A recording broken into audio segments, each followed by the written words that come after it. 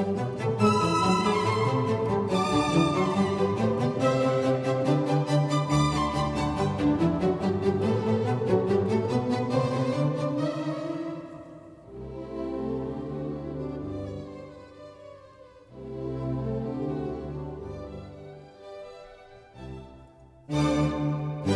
come to order. Will the clerk please call the roll? Senators Bridges, Buckner, Coleman, Cook, Coram, Danielson, Good morning. Donovan, Fields, Gardner, Janal, Gonzalez,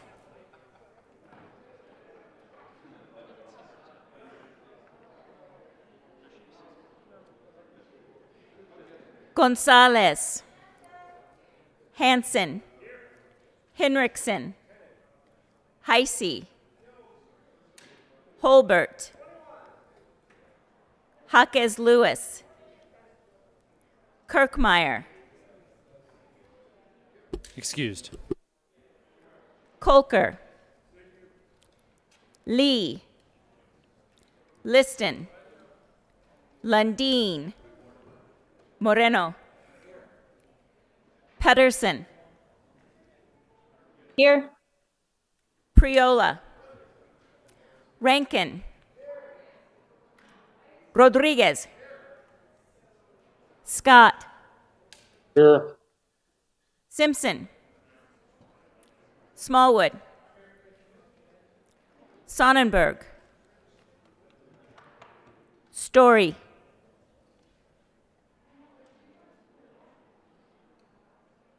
Here. Winter, Here. Woodward, Zenzinger.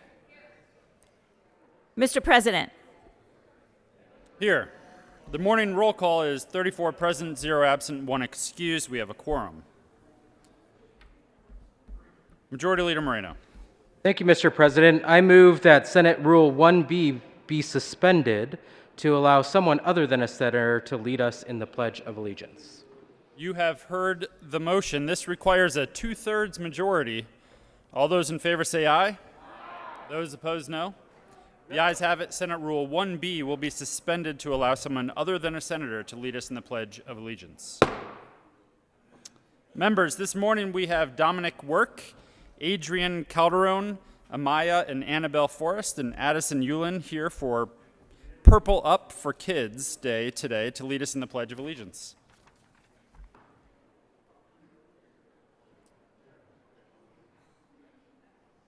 Who wants to start?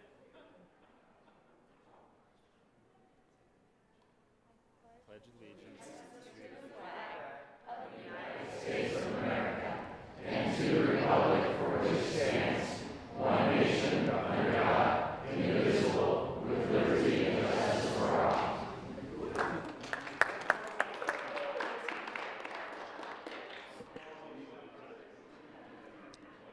Approval of the journal. Oh, again? Senator Sonnenberg. Thank you, Mr. President. I move the reading of the journal for April 19th on Tuesday be dispensed with and be approved as corrected by the Secretary. You have heard the motion. All those in favor say aye. All those opposed, no. The ayes have it, and that motion is adopted. Senate Services. April 20th, 2022, correctly printed Senate Bill 212, 213, 214, 215, and 216. Correctly engrossed Senate Bill 35, 98, 99, and 169. Correctly re-engrossed Senate Bill 174. Correctly revised House Bill 1068, 1111, 1249, and 1292. Correctly re-revised House Bills 1253, 1297, and 1307. Correctly enrolled Senate Bill 157. Committee reports. April 19, 2022, the Committee on Local Government, after consideration on the merits, the committee recommends the following. House Bill 1300 be referred to the Committee of the Whole with favorable recommendation, and with the recommendation it be placed on the consent calendar. The Committee on Local Government has had under consideration and has had a hearing on the following appointments and recommends that the appointments be placed on the consent calendar. Confirm members of the Energy Impact Assistance Advisory Committee for terms expiring August 24, 2025. Jillian Laycock of Hugo, Colorado, appointed. Barbara Bynum of Montrose, Colorado, appointed. Jeanette Gigi Dennis Lounsbury of Monte Vista, Colorado, reappointed.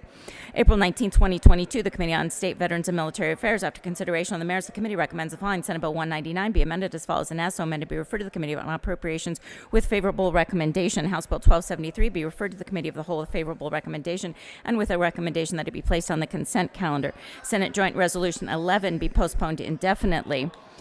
April 19, 2022, the Committee on Transportation and Energy has had under consideration and has had a hearing on the following appointments and recommends that the appointments be placed on the consent calendar. Confirm members of the Front Range Passenger Rail District Board for terms expiring April 1st, 2024. James Suby of Denver, Colorado, to serve as a representative of Transportation or Public Finance. Appointed. Jose Soto of Pueblo, West Colorado, to serve as a representative supporting a statewide employee organization. Appointed. Joshua Lapley of Lakewood, Colorado, to serve as a representative of Public appointed for terms expiring April 1st, 2026.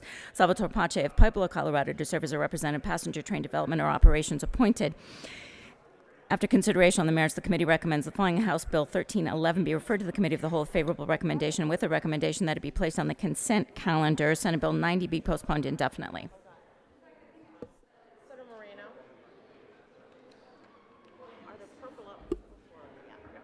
Majority Leader Moreno. Thank you, Mr. President. I move the Senate proceed out of order for a moment of personal privilege by the senator from Pueblo. The motion is to proceed out of order for a moment of personal privilege. All those in favor say aye. All those opposed, no. The ayes have it, and the motion is adopted. The Senate will proceed out of order. Senator Henriksen. Thank you, Mr. President. I request a moment of personal privilege. Granted. Members, let's pay attention to the member in the well. Thank you, Mr. President. Thank you, colleagues. Today is Purple Up for Kids Day, and it is a day to recognize and celebrate the service and sacrifices of youth in military families. As someone who's served in the military myself, I took that oath of service multiple times, and what you don't always see is that there are people who take that oath with you. They are not given an oath that they have to say themselves, but they assume a duty by simply being a spouse or a child of a military service member. It's a life that involves multiple moves. It's a life that involves multiple periods of long separation from your family, and it is a service to our country that they embark on as well, and something that I am deeply, deeply grateful for. We are privileged to have some children of our military service members here in the chamber today. They said the Pledge of Allegiance for us, led us in that Pledge of Allegiance. I am thrilled and proud to have you with us today. They are going to be touring our Capitol later today, and upon adjournment, they'll be briefly in Senate Committee Room 354. If you get a chance, please say hi to them and thank them for their service, their parents' service, but also their service on behalf of our nation. Thank you for being here.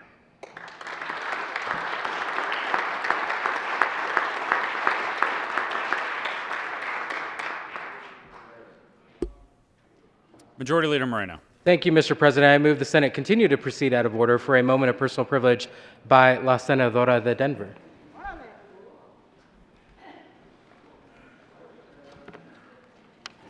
Senator Gonzalez. Thank you, Mr. President. I request a moment of personal privilege. Thank you. Colleagues, I want to take a moment today to acknowledge and thank a tremendous leader within the Latino community who has done an incredible amount of work over quite honestly, longer than a decade of work in the immigrant rights and community organizing space. I first met Lisette Chacon when we were both organizers. She was a member of and a volunteer with what was then Rights for All People, and I was an organizer with the Colorado Immigrant Rights Coalition. And in Alabama, back in 2011, when that state moved to pass an Arizona copycat style bill, we both traveled to Alabama, and that's where we were just actually reminiscing about this a few weeks ago, about the fact that that was the first time that we really got to know each other. Within a matter of months, she had stepped up in her leadership and she became an organizer, and then actually took the helm of what is now the Colorado People's Alliance, and has really dedicated her life to building the power of working people, of folks who oftentimes find themselves not with a voice or not with leadership or representation here within this building and within many halls of power across this state. And she has done an incredible job in the past several years of building power for working people, whether that is being a lead organization, working to increase the state's minimum wage laws to $12 an hour, whether that has been in holding toxic polluters accountable, whether that has been supporting families who have been devastated by our broken immigration policies, whether that has been helping people take their first steps into civic engagement and involvement. She has done the work of organizing people in living rooms and then bringing them to the halls of power, whether that's the governor, whether that is our US senators, whether that's any of our offices. And if you all have ever been had meetings with the working people who make up the Colorado People's Alliance, you know that those leaders are dedicated to building an economy and a world that is inclusive for all. And so Lisette recently announced that she's leaving the state in order to go and build power for working people in Texas. And what a tremendous loss for us here in Colorado, but what an incredible opportunity for the folks in Texas. And so I wanted to take a moment to acknowledge her work and to read this tribute. And so here goes. The Senate of the Colorado Legislature, convened in the second regular session of the 73rd General Assembly, hereby extends heartiest congratulations and commendation to Lisette Chacon.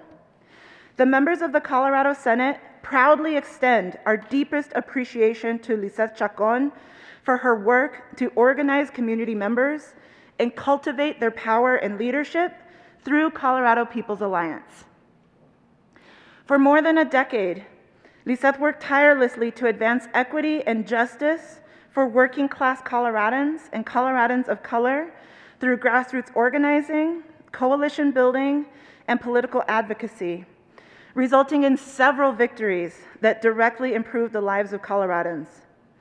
In the midst of multiple crises, including the COVID-19 pandemic, deep economic inequities, civil unrest caused by police brutality, and the pain of institutional and systemic racism, Lisette has been steadfast in her leadership to ensure that the people directly impacted by policies are engaged, active, and proposing solutions that reflect the reality. On request of Senadora Julie Gonzalez, given this 20th day of April 2022, State Capitol, Denver, Colorado, signed Steve Fenberg, President of the Senate. Colleagues, I also want to acknowledge and thank Lisette's family, because as much leadership as she has provided, they have also given her the space to help so that the people in Colorado could have such a champion. And so I want to acknowledge Estela, Lisa's mom, Jeanette, her sister, Miley and Betty, her sisters-in-law, Ariana and Sofia, her nieces. And I also want to acknowledge Angelica, the policy director at Colorado People's Alliance and longtime colleague. Colleagues, please join me in just extending our commendations and thank you to Lisa Chacon for everything she's done.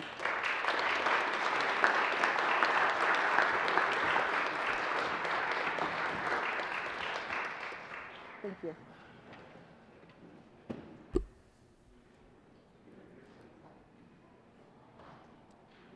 Third reading of bills. Consent calendar. Will the clerk please read the titles to all the bills on the consent calendar?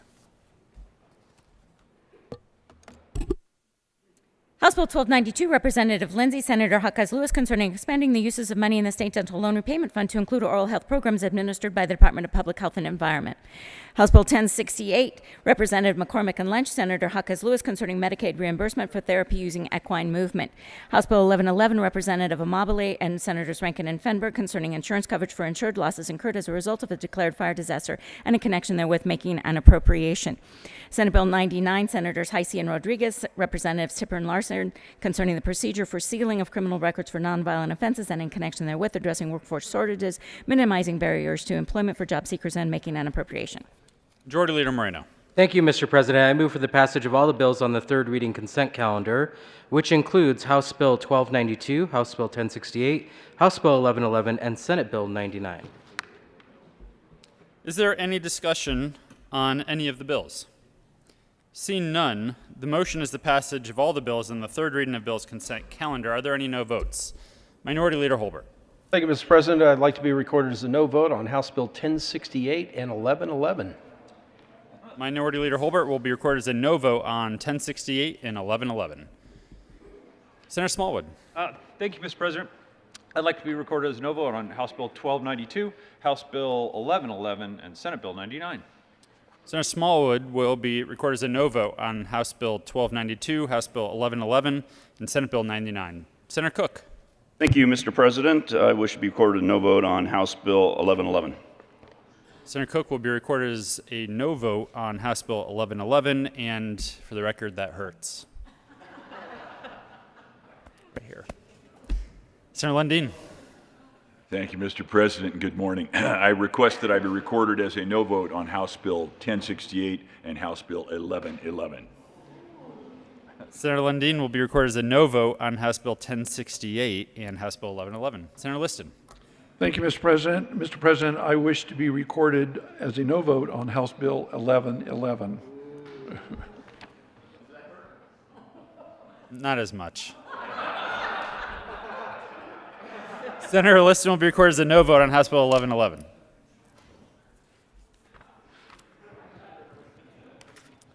With a vote of 33 ayes, 1 no, 0 absent, 1 excused, House Bill 1292 is passed. Co-sponsors: Senators Henriksen, Majority Leader Moreno, Janal, Lee, Hansen, Pedersen, Winter, Buckner, Zenzinger,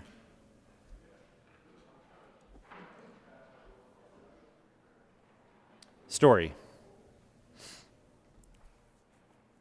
With a vote of 32 ayes, 2 no, 0 absent, 1 excused, House Bill 1068 is passed.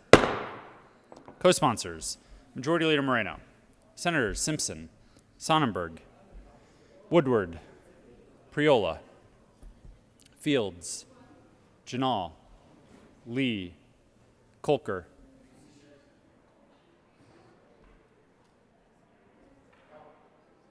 Danielson, Heisey, Scott, Story, Winter, Quorum, Pedersen. With a vote of 29 ayes, 5 noes, 0 absent, 1 excused, House Bill 1111 is passed. Co-sponsors: Senator Sonnenberg, Hawkeyes Lewis, Woodward, Priola, Quorum, Simpson, Heisey, Bridges, Majority Leader Moreno, Gonzalez, Fields, Buckner, Lee, Kolker, Henriksen, Hanson, Janal, Zenzinger, Donovan, Coleman, Pedersen, Story, Winter, Danielson.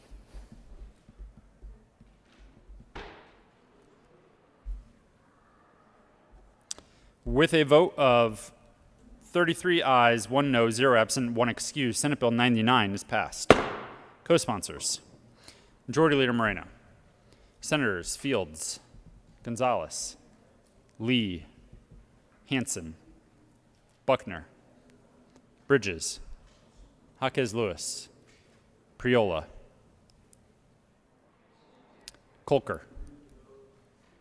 Gardner, Lundin, Story,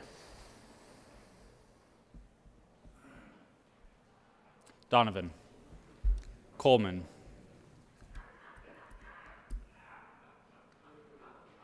please add the president.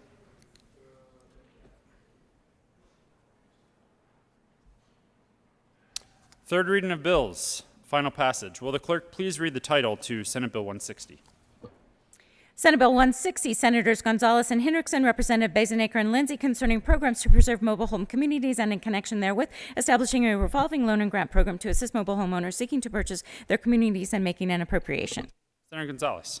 Thank you, Mr. President. We move Senate Bill 160 on third reading and final passage and ask for an aye vote. Is there any further discussion? Seeing none, the motion is the passage of Senate Bill 160. Are there any no votes? Senators Smallwood, Priola, Rankin, Woodward, Coram, Sonnenberg, Heisey, Cook, Liston, Gardner, Simpson, Minority Leader Holbert, Lundin, Zenzinger, Scott.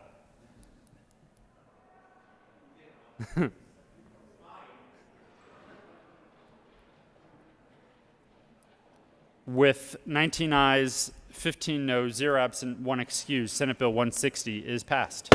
Co-sponsors: Majority Leader Moreno, Senators Jaquez Lewis, Bridges, Donovan, Fields, Hanson, Rodriguez, Janal, Buckner, Lee, Story, Winter,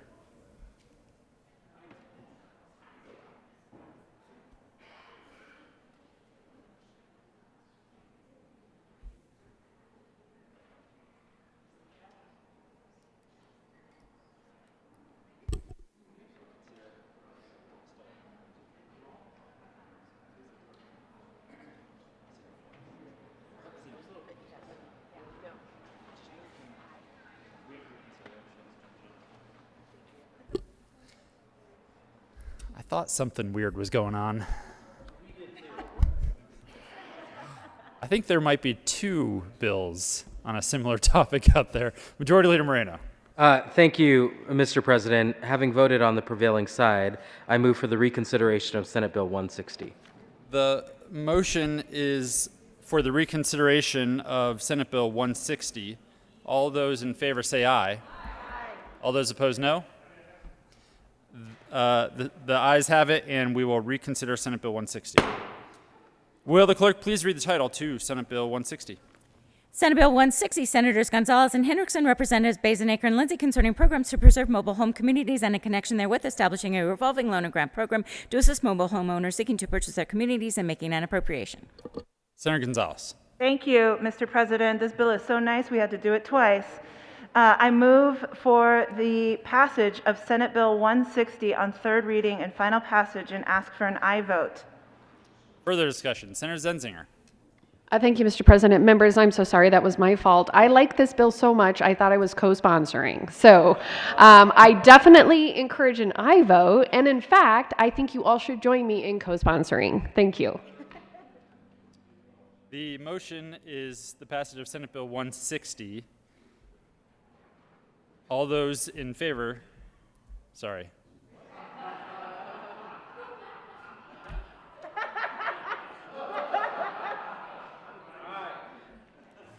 Oh, yeah. Are there any no votes on Senate Bill 160? Minority Leader Holbert.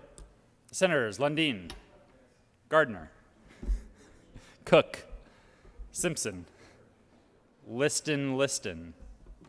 His hand was up twice. Heisey, Sonnenberg, Quorum, Woodward, Priola, Rankin, Smallwood, Scott.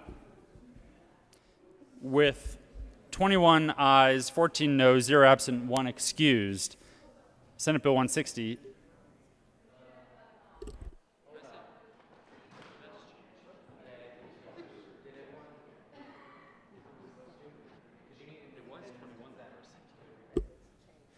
Members, the computer changed on me. I promise it was the computer's fault. With a vote of 20 ayes, 14 noes, 0 absent, 1 excused, Senate Bill 160 is passed.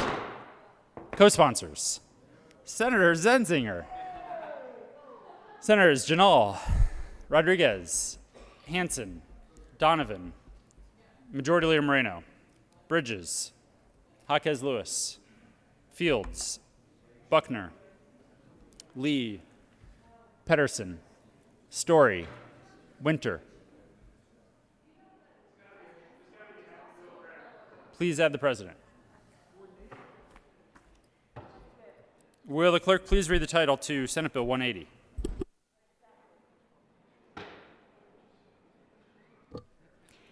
Senate Bill 180, Senators Winter and Hendrickson, Representative Gray and Bacon, concerning programs to reduce ground level ozone through increased use of transit.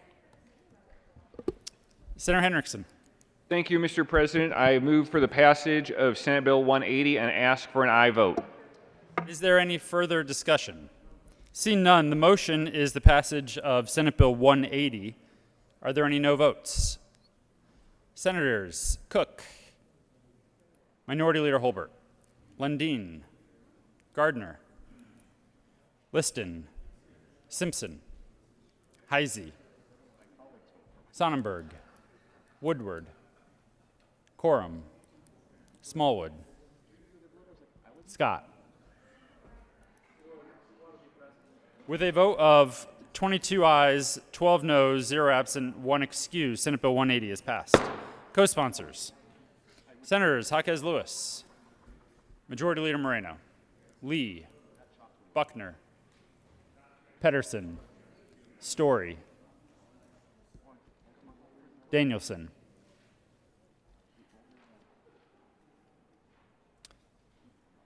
Please add the president.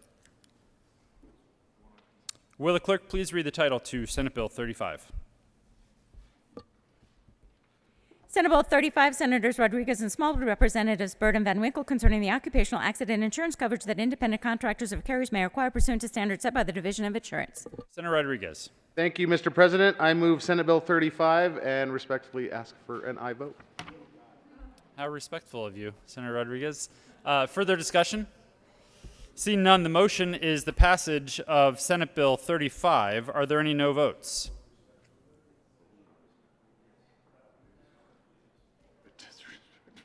I guess that works. With a vote of 34 ayes, 0 noes, 0 absent, 1 excused, Senate Bill 35 is passed. Co-sponsors, Senators Gonzalez, Cook, Buckner, Liston, Simpson, Heisey, Woodward, Priola, Lee, Minority Leader Holbert, Lundin,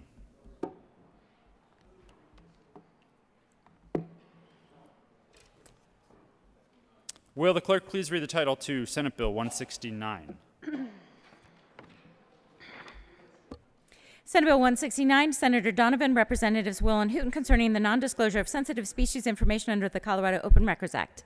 Senator Donovan. Thank you, Mr. President. I move on third reading and final passage, Senate Bill 169. Is there any further discussion? Seeing none, the motion is the passage of Senate Bill 169. Are there any no votes?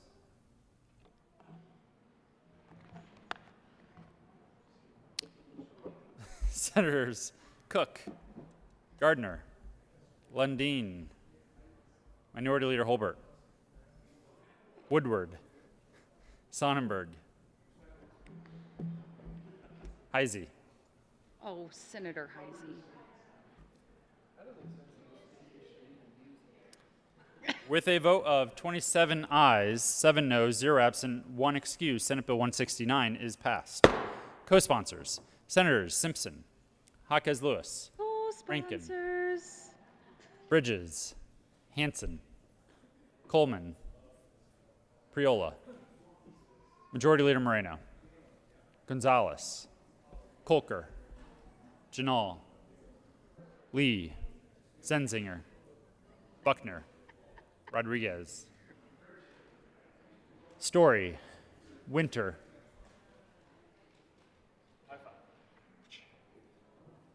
please add the president. Will the clerk please read the title to House Bill 1249? House Bill 1249, Representatives Burnett and Hooton, Senators Rankin and Hansen, concerning the creation of a microgrid roadmap for improving electric grids in the state and in connection therewith making an appropriation. Senator Hansen. Thank you, Mr. President. I move House Bill 1249 on third reading and final passage. Is there any further discussion? Seeing none, the motion is the passage of House Bill 1249. Are there any no votes? Senators Lundin, Smallwood, Minority Leader Holbert,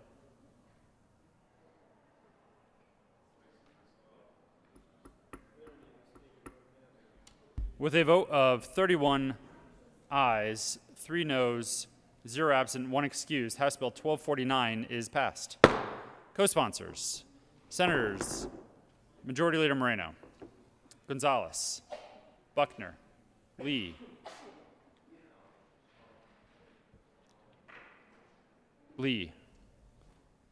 Jaquez Lewis, Simpson, Woodward, Priola, Bridges, Fields, Pedersen, Story, Winter. Please add the president. Will the clerk please read the title to Senate Bill 98? Saving the best. Senate Bill saving 98, the Senators best- Rodriguez, Representatives Robertson Will, concerning a task force to examine the creation of a program allowing for the use of donated unused drugs and in connection therewith making an appropriation. Senator Rodriguez. Thank you, Mr. President. I move Senate Bill 98 and ask for a limited number of no votes. Is there any further discussion? Seeing none, the motion is the passage of Senate Bill 98. Are there any no votes? Senators Smallwood, Priola, Lundin, Woodward, Scott, Sonnenberg,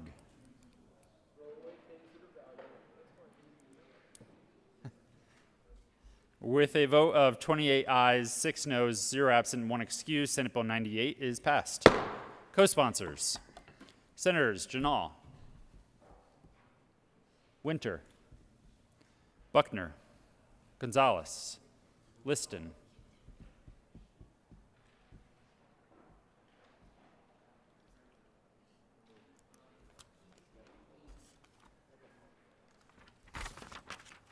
Majority Leader Moreno.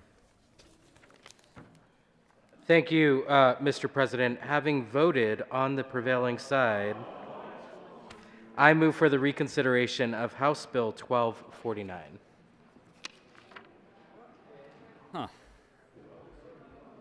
The motion is for the reconsideration of House Bill 1249. All those in favor say aye. I didn't hear any ayes. All those in favor say aye. All those opposed, no. The ayes have it, and the Senate will reconsider House Bill 1249. Will the clerk please read the title to House Bill 1249? House Bill 1249, Representatives Burnett and Hooton, Senators Rankin and Hansen, concerning the creation of a microgrid roadmap for improving electric grids in the state and in connection therewith making an appropriation. Senator Hansen. Thank you, Mr. President. We'll just give Senator Sonnenberg a chance to get back to his seat. I don't want him to miss this. I move for the repassage of House Bill 1249 on third reading and final passage. Is there any further discussion? The motion is the passage of House Bill 1249. Are there any no votes? Senators Sonnenberg, Smallwood, Minority Leader Holbert, Lundin,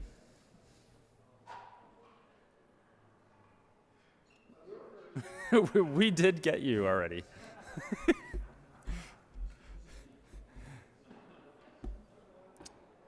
With a vote of 30 ayes, 4 noes, 0 absent, 1 excused, House Bill 1249 is passed. Co-sponsors.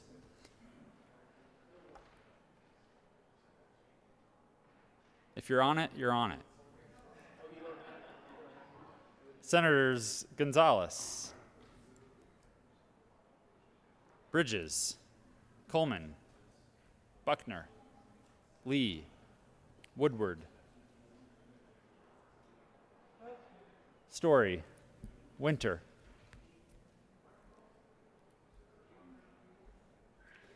Fields.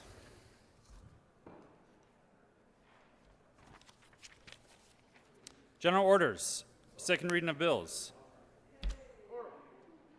Please add Senator Quorum as a co-sponsor to House Bill 1249.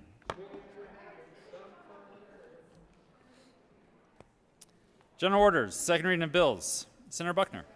Mr. President, I move the Senate resolve itself into the Committee of the Whole for the consideration of general orders, second reading of bills.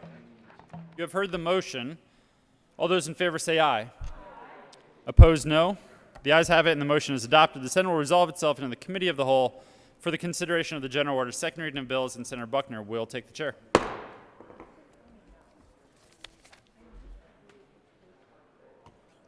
Thank you.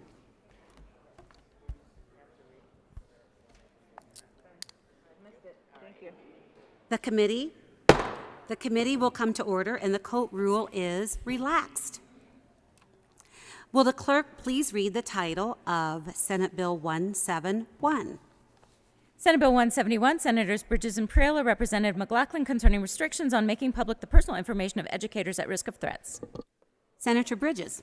Thank you, Madam Chair. I move Senate Bill 171 on second reading, and I believe that one of our colleagues would like to speak about this and has an amendment as well, so we'll just turn it over. Sure, this is about stopping the doxing of teachers. That is what this bill is all about. There are 2 sections to it. One section, we add educator into existing doxing prohibitions, and in the second section, we move the date that an educator is, a date that an educator takes sick leave into their personnel file to protect that information. Ask for an aye vote, and we've got some conversation coming. Senator Lundin. Thank you, Madam Chair. Colleagues, we heard this Bill 171 in education the other day. It's one of those interesting little bills that's just a couple pages long, and the bill doesn't really say a whole lot. It just makes a couple material changes in 2 different sections of the law. So you got to go look at the law to see what the bill actually does, because it's little in nature. I'll tell you, fundamentally, it does 2 basic things. The first basic thing it does is it provides a new class of individuals into the protected status, folks who may be threatened, may have their information withheld from the public record, withheld from the internet, et cetera. We commonly call this doxing, when somebody seeks to put your private information out to put you at risk. And if there is a serious and imminent threat under the law, any number of people in the state of Colorado, we've said those people, because of the role they play on our behalf in society, they deserve some protection. And the first part of the bill is a good part of the bill. I like this part of the bill that says an individual, when under serious and imminent threat, that has a life of public service in some capacity or another, we should provide some protections to those people. In Title 18, Section 9 of the law, it says it is unlawful for a person to knowingly make available on the internet personal information about a protected person, and that's what this bill does, is it adds educators to the classes of protected individuals, and the definition of educator is very, very, very, very, very broad. It's essentially anybody that's ever had a professional capacity in a public school environment. They are now able to seek access for protection when they are in a situation of imminent threat of providing protection over their information, to make sure their information, private information, and their family's private information is not made public.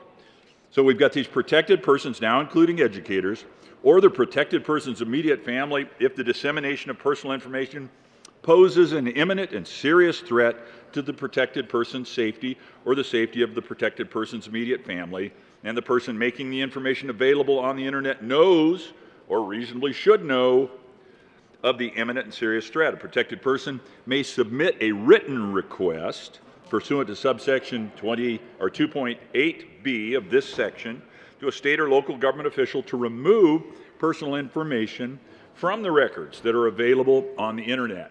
So this is we care about individuals who provide service to us in a quasi or government capacity, and we want to protect them.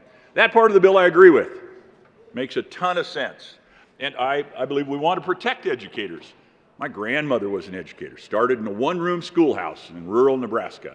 Ended up being a principal at a junior high school. They used to call them junior high schools back then, in Lincoln, Nebraska, the biggest junior high school in Lincoln, Nebraska. My mother was an educator. Wife was an educator. Daughter-in-law, son-in-law, all educators. If they are threatened, we must honor them and protect them. That's the first half of the bill. Love that. That should happen. Second part of the bill is a little bit trickier. It gets into a disruption around CORA, the Colorado Open Records Act. Now, we have stated that government transparency, being accessible and available to the people so they know what's going on with the dollars they spend by virtue of the taxes they pay into the governments they create, they should know what's going on. And so we have the Colorado Open Records Act.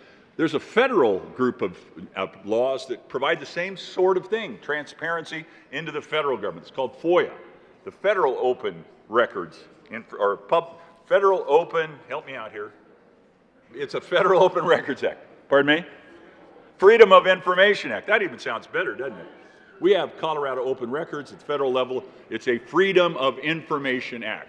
So we like that. Here's what we say in the statutes about the Colorado Open Records Act. The legislative declaration, which we all mean does not have the force of law, but it kind of tells people what we're thinking. It says, it is declared to be the public policy of the state, that would be of Colorado, that all public records shall be open for inspection by any person at reasonable times, except as provided in this section 2 or as otherwise specifically provided by law. So we can have exceptions in certain cases where we say, yeah, that particular information for this particular reason doesn't want to be disclosed. It goes on. We've got a lot of annotations, and the annotations in the law book talk frequently about the case law. You know, we write a law, the judges interpret the law, they tune it up as we work through as a matter of societal interaction. They tune up the law as the courts interpret. What exactly were those legislators thinking? So in the annotation, it says, Open Records Act creates a general presumption in favor of public access to government documents. Why? It's the people's government. They should know what's going on. And so the presumption, right here in the first comments in the annotation, say it should be made available to the public. Exceptions to the act must be narrowly construed, and an agreement by a governmental entity that information in public records will remain confidential is insufficient to transform a public record into a private one. And then it goes on, there's multiple annotations here in the case law that speaks back to this. So, what's going on here in the second part is the bill says, in this section of law here, talks about personnel files in the Colorado Open Records Act, what is disclosable, what is not. It talks about personnel files.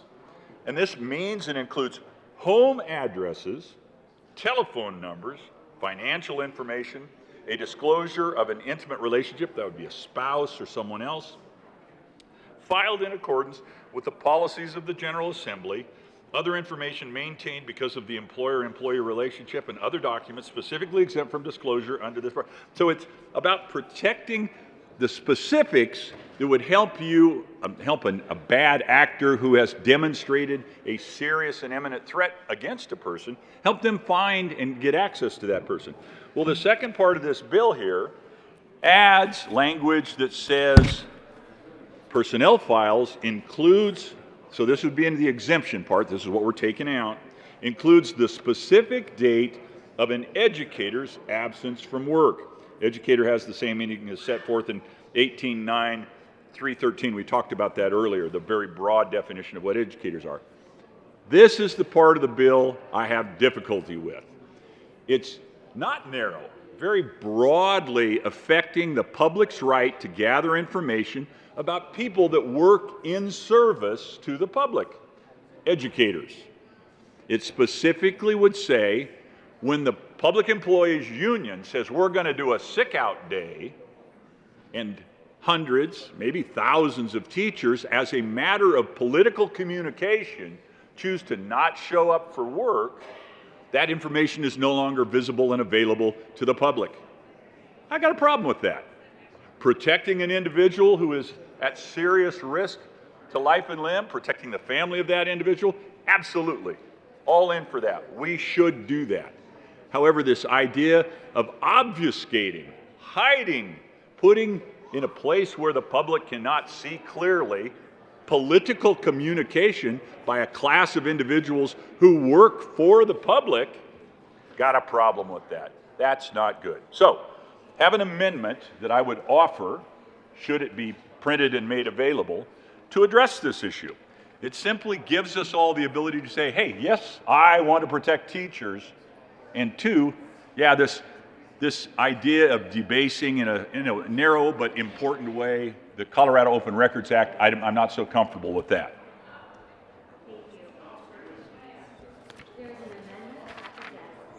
There is an amendment at the desk. Will the clerk please read amendment number 1? Amendment L001 by Senator Lundin, amend printed bill, page 3, strike lines 5 and 6, page 3, line 7, strike 4th and section. Senator Lundin. Thank you, Madam Chair. I move to amendment number 1 to Senate Bill 22-171.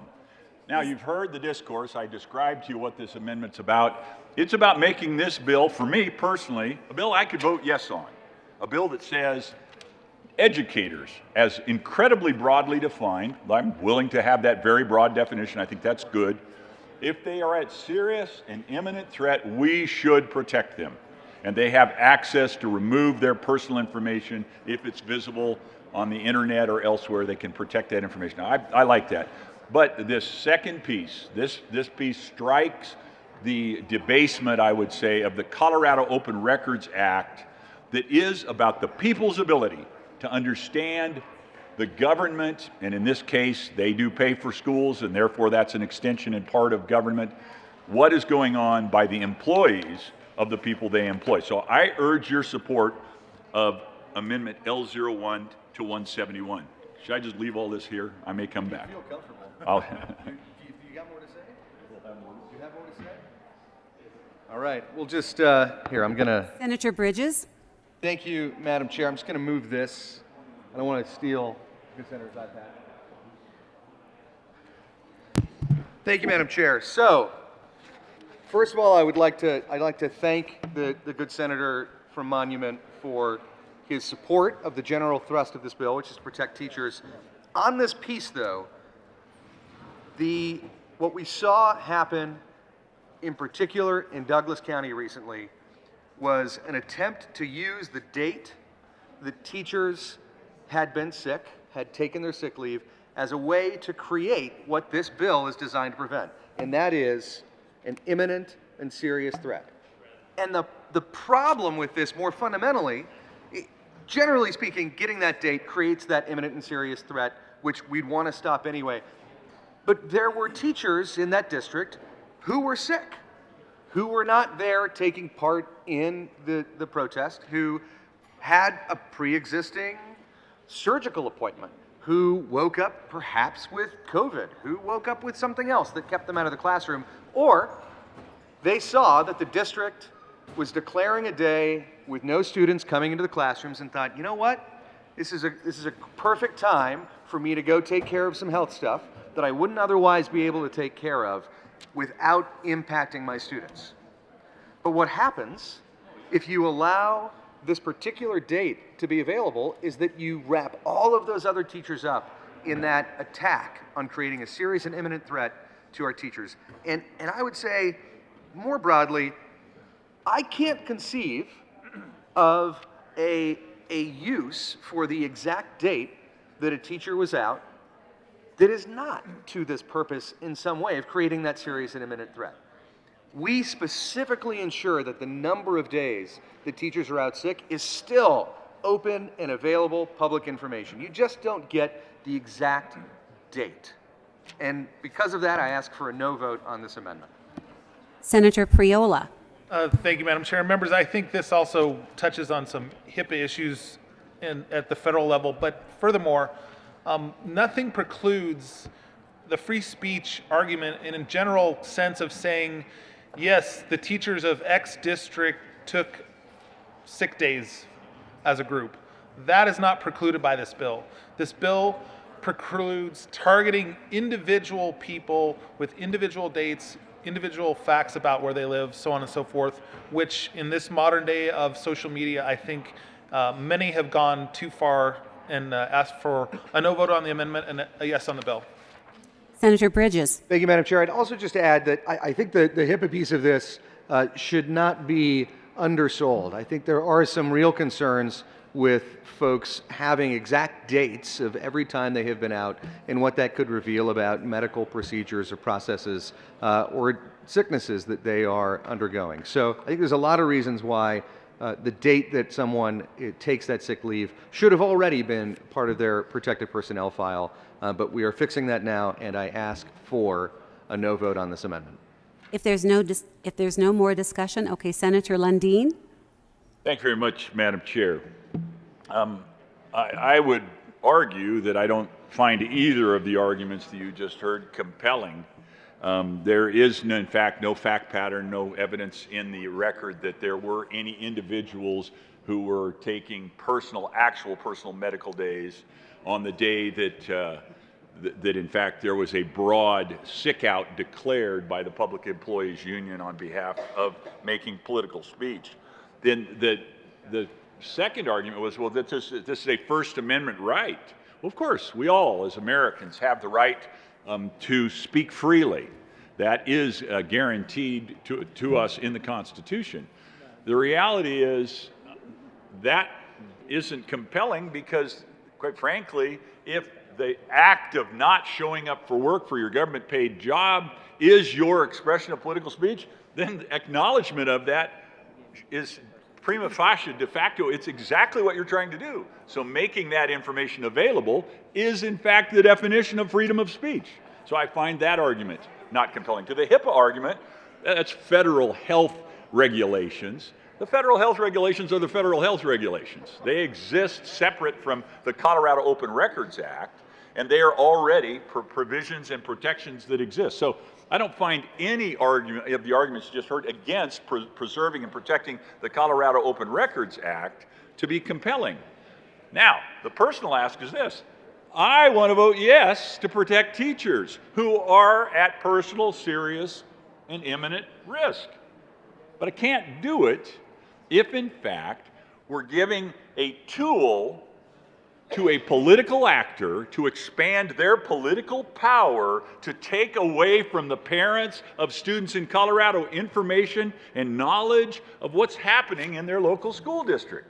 The people whom they are entrusting the care of their children to, the education of their children to, the framing of that child's perspective of life and reality and what the future should look like. I think that, in fact, we need to strike this information out, because we could pick any number of other things that we could protect. I mean, it's just random that this particular piece of information was taken, or it wasn't random. It was picked specifically because it was a political act that is trying to be obfuscated, hidden. The reality is, it's immaterial what of these other precursors, things that happened before we choose to exclude, because the bill without that portion provides the capacity for an individual who is at serious and imminent risk to be protected. And so striking this could be the same as striking 1 or 2 or 10 or 50 other things. It doesn't matter. The things that we would strike out of the Cora Code, or that we would strike out of other areas of the law. Because at the end of the day, if someone is at risk, they then have the cause of action to go get the protections that they seek. So the arguments in opposition to my amendment, I do not find compelling, and I'm asking the sponsors, let's strike that part, because I want to be able to be a yes, because I believe in protecting teachers. I truly do, but I'm not going to provide greater political power to the teachers union, and that's what this second part of this act does. Senator Bridges. Thank you, Madam Chair. And I do want to say to my colleague from Monument, I appreciate how much you do care about teachers and you care about protecting them.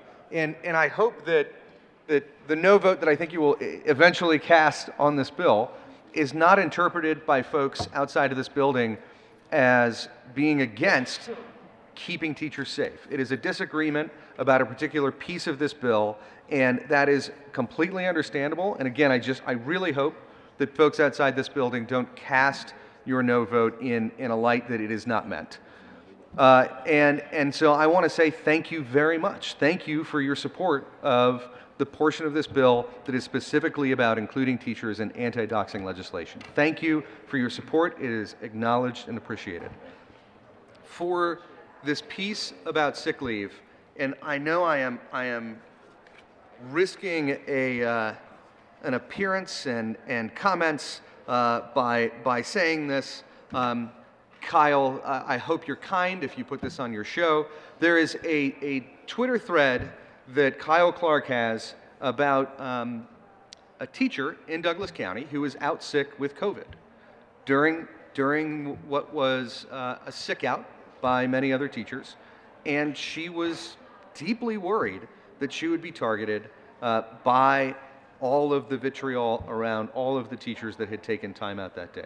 This is not a theoretical concern. This is an individual who was out because they were sick, that then could have been wrapped up in that Cora request and had all of the vitriol, all of the imminent and serious threats that would have been taken out against all of the people who were part of that sick out, taken out on her as well. So I think this is a real concern.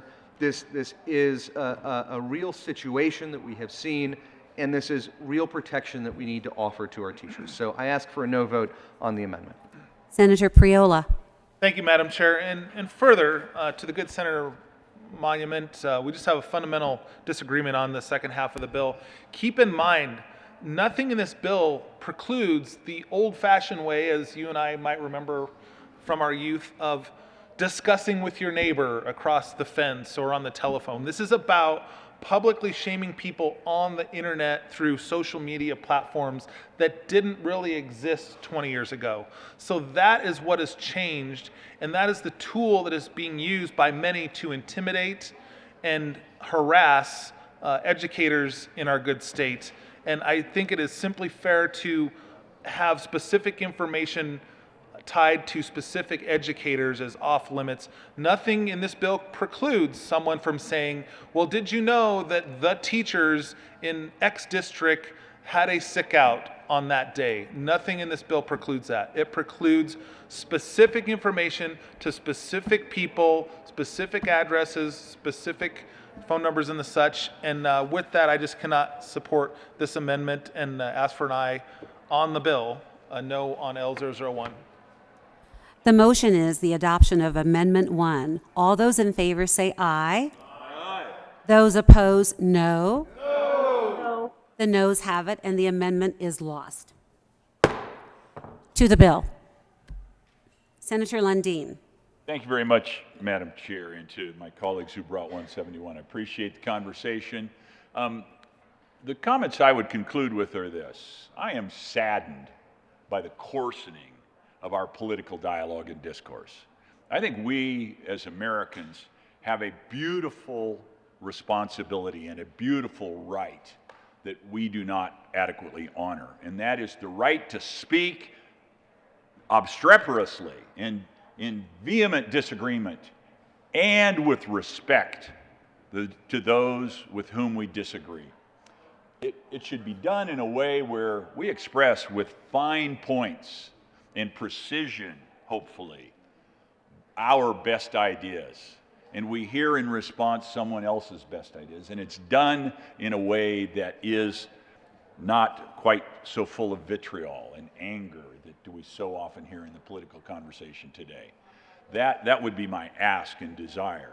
At the end of the day, as now unamended, will be a no vote on 171. And the reason I will be a no vote is there's a part of the bill that is a specific ask and give to public employees, the Public Employees Union, quite frankly, where they are seeking to hide from the people for whom they work certain information about political acts they are choosing to take.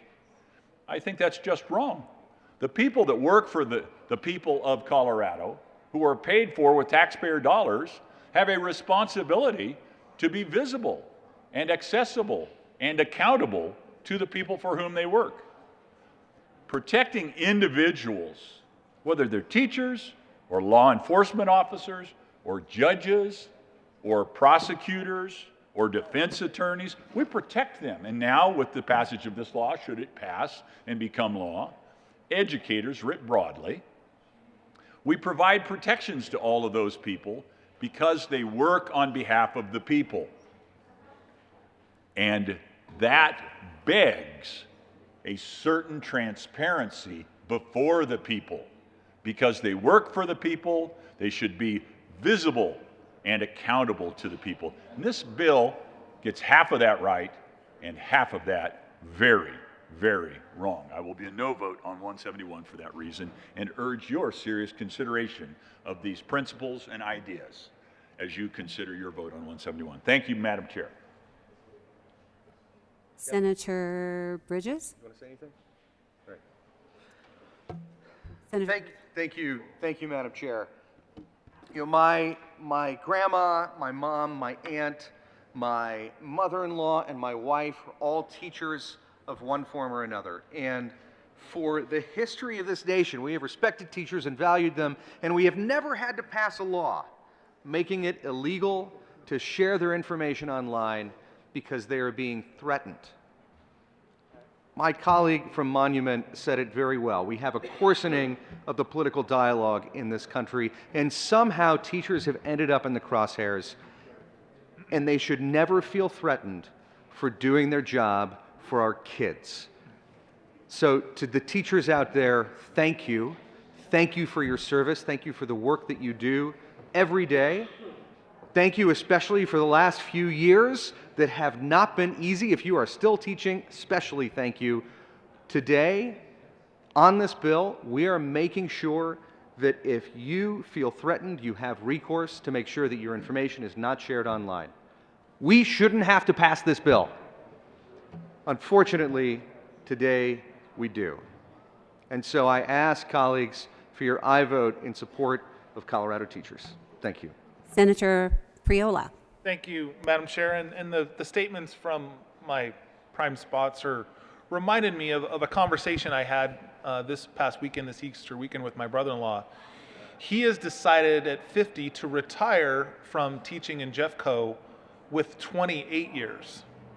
And as any of us know, 30 years is generally considered the magic number for a number of reasons.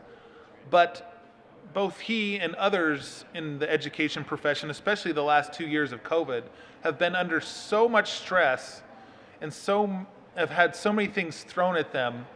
I think we need to also be cognizant of how this bill, with no costs to districts, no cost to the state, no cost to para, will help, hopefully help teachers when they're making those decisions on how to live the rest of their lives or how to continue in their profession. Give them at least a little bit of peace of mind that they won't become directly or inadvertently a political football to be thrown around in podcasts and talk radio and television shows and so on and so forth. Let's let the teachers teach. Let's let them focus on educating our children, our next generation, and leave the politics to the pundits and the politicians. I ask for an aye vote on 171. Thank you. If there's no further discussion, seeing none, the motion before the body is the adoption of Senate Bill 171. All those in favor say aye. Aye. All those opposed, no. The ayes have it, and the bill is adopted. Mr. Majority Leader. Thank you, Madam Chair. I move the committee rise and report.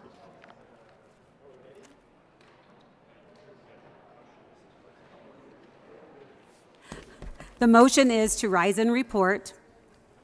All those in favor say aye. All those opposed, no. The ayes have it, and the committee will rise and report.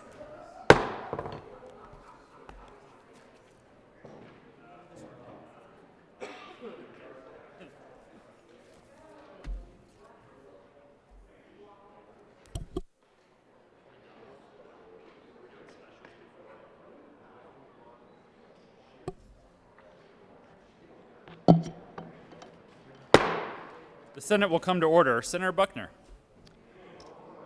Thank you, Mr. President. The committee has met, and a number of bills have been under consideration. Will the clerk please read the report? Mr. President, your committee of the whole begs leave to report it has had under consideration the following attached bill, being the second reading thereof, and makes the following recommendations thereon. Senate Bill 171 passed on second reading and ordered and engrossed and placed on the calendar for third reading and final passage. Senator Buckner. Thank you, Mr. President. I move for the adoption of the report.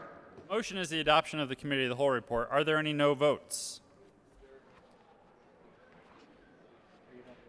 Senators. 5. There's an amendment at the desk. Oh. There we go. There is an amendment at the desk. Will the clerk please read Amendment 001 to the committee of the whole report? Amendment 001 to the committee of the whole report. Senator Lundin moved to... Thank you, Mr. President. Good to see you back in the chair. I move Cow Amendment 001 to 171, Senate Bill 171. To the amendment. Thank you, Mr. President. So for those of you in the chamber, seems to be about the same number in the Senate that were in the committee of the whole. So you've all heard the discussion and the debate. There's two things going on in this bill, 171.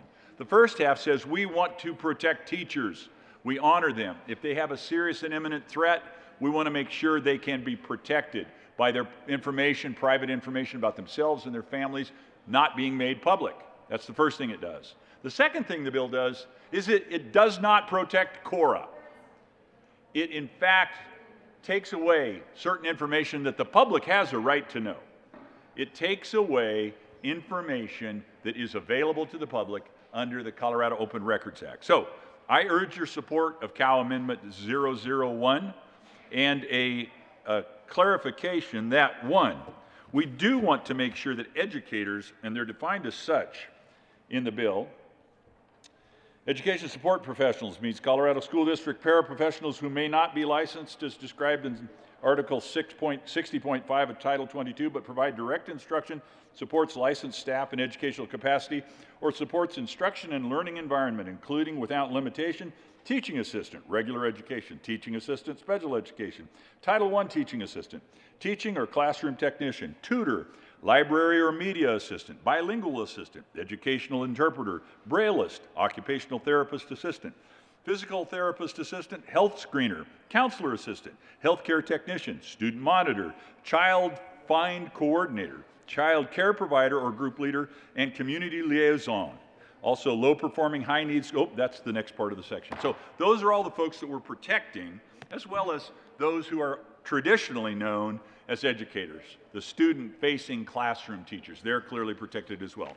So, to protect teachers and to protect Cora, vote in favor of Cal Amendment 001.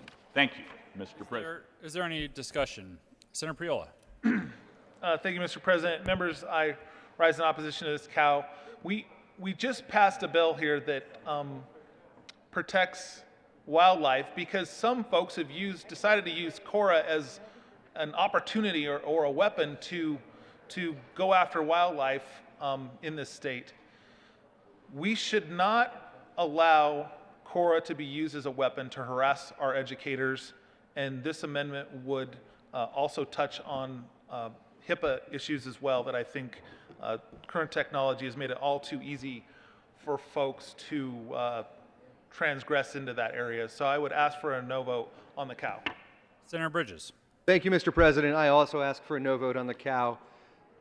The biggest reason that we are moving the date that teachers are taking sick leave into that personnel file is to make sure that they are not facing a serious and imminent threat, which is what this bill overall is designed to do. Having this in the bill is in line with the goals of the bill. Removing it from the bill creates a venue through which a serious and imminent threat could very easily be created. In the spirit of the bill, in the letter of the bill, I ask for a no vote on this Cal amendment. Thank you. The question before the body is the adoption of Amendment 001 to the Committee of the Whole report. Are there any no votes? Senators Priola, Bridges, Jaquez Lewis, Hansen, Gonzalez, Donovan, Majority Leader Moreno, Hendrickson, Fields, Kolker, Buckner, Coleman, Zenzinger, Janal, Lee, Winter, Pedersen, Danielson, Story. With a vote of 15 ayes, 19 noes, 0 absent, 1 excused, Cow Amendment 001 is lost. Further discussion on the Committee of the Whole report. The motion before the body is the adoption of the Committee of the Whole report. Are there any no votes?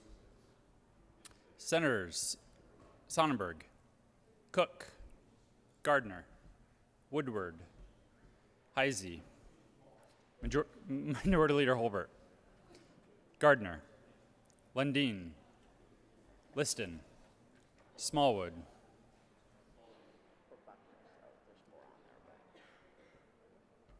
with 25 ayes, 9 noes, 0 absent, 1 excused, Committee of the Whole report is adopted. Senate Bill 171 passed in second reading order, engrossed and placed on the calendar for third reading and final passage. Majority Leader Moreno. Thank you, Mr. President. I move the Senate take up Senate Bill 140 on special orders at the hour of 10:27 a.m. Colleagues, you will find Senate Bill 140 on page 2 of your printed calendar under Thursday, April 21st. The motion is that the Senate take up Senate Bill 140 on special orders at the hour of 10:27 a.m. This does require a 2/3 majority. All those in favor say aye. Aye. Those opposed, no. The ayes have it, and that motion is adopted.